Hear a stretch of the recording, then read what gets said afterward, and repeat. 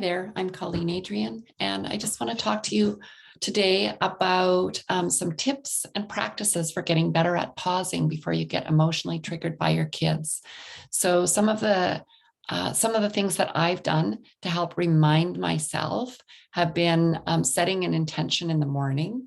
So, and sometimes I even forget that. So usually I have a little sticky note there, or I have something in the little spot where I sit and I set my intention for the day. If I do a little meditation and I have my piece of paper there that reminds me.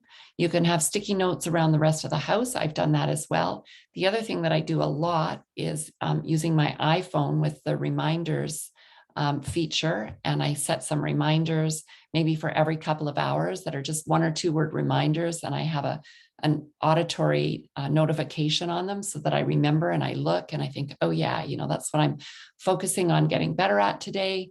And then at the end of the day, it can also be really helpful for rewiring your brain to revisit the times that you were successful during the day. So remembering back, that you were feeling a little impatient with your child after school when something happened, but that you were able to hold your patience.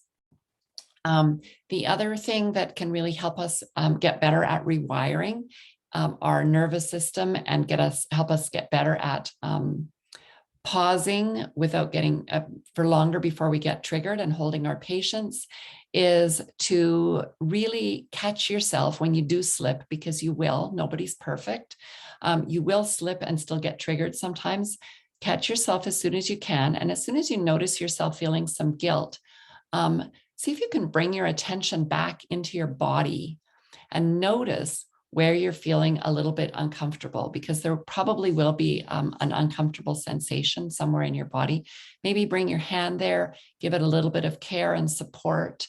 And if you can't get away from your kids at that time to really go into that sensation and process what's going on in your body, do just at least use a strategy to calm yourself. If you have one, maybe an elongated exhale or some movement.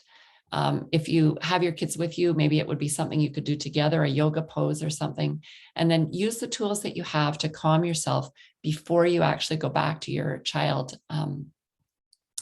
and do a repair.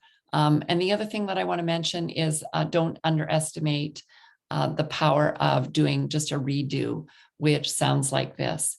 I realized that I really snapped at you earlier when blah, blah, blah.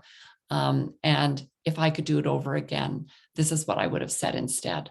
Okay, really powerful, both for your relationship with your child and also for rewiring your nervous system. Thanks for listening today. I'm Colleen Adrian, Connected Parenting Mentor for parents of sensitive, spirited kids.